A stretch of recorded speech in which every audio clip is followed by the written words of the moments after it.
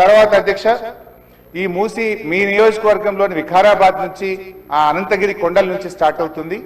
గత ప్రభుత్వం మూసీలోకి మురికి నీరు రాకుండా ఉండాలని దాదాపు 32 ఎస్టీపీలు కట్టాం.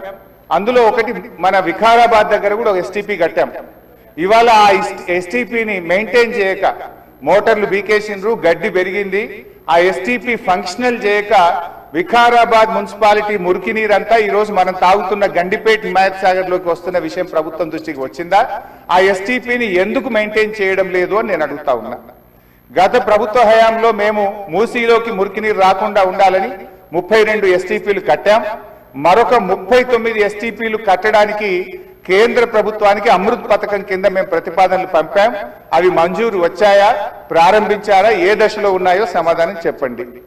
తర్వాత అధ్యక్ష, చివరి క్వశ్చన్, మరి మొన్న వరదలు వచ్చినప్పుడు మూసి గేట్లు ఒకేసారి తెరిచి ఉద్దేశపూర్వకంగా ప్రజల ఇళ్లు మునిగిపోవాలి, రోడ్లు మునిగిపోవాలని ఈ ఉద్దేశపూర్వకంగా గేట్లు ఎత్తి ముంపు గురి చేసిన విషయం ప్రభుత్వం దృష్టికి వచ్చిందా? ఎందుకంటే పైన ఎంత వర్షం పడుతుంది, ఫ్లడ్ ఎంత ఉందో చూసుకొని ముందే గేట్లు కొద్ది కొద్దిగా ఎత్తితే స్లోగా గ్రాడ్యువల్ గా ఫ్లడ్ బయటకు పోతుంది.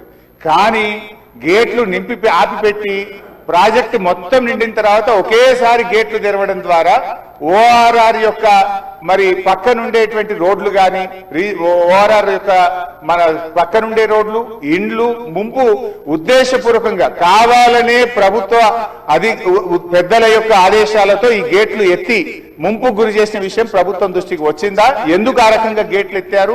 ఒకవేళ ప్రభుత్వానికి ఆ ఉద్దేశం లేకపోతే ఆ అధికారుల మీద ఏమైనా చర్యలు తీసుకున్నారా? సూటిగా సమాధానం చెప్పాలని చెప్పి నేను కోరుతా ఉన్నా అధ్యక్ష. చివరిగా నేను చెప్పేది, మీరు పేదవాళ్ళ ఇంటికి రాకండి. మూసి సుందరీకరణ పేరిట పేదల ఇండ్లు కూలగొడితే బీఆర్ఎస్ పార్టీ సీరియస్ గా వ్యతిరేకిస్తుంది. అవసరమైతే బుల్డోజర్లకు అడ్డంగా పడుకోనైనా అడ్డుకుంటామని గతంలో చెప్పాం. ఖాళీ స్థలాలు ఉన్నాయి, మీరు ఖాళీ స్థలాల్లో దాన్ని డెవలప్ చేయండి. మూసీలోకి గోదావరి నీళ్లు తెండి, మురికి నీరు లేకుండా చూడండి. కానీ మూసీ పేరిట పేదల ఇండ్లు కూలిస్తే మాత్రం బీఆర్ఎస్ పార్టీ ఎంత మాత్రం ఒప్పుకోదని మీ ద్వారా ప్రభుత్వాన్ని తెలియజేస్తున్నాం.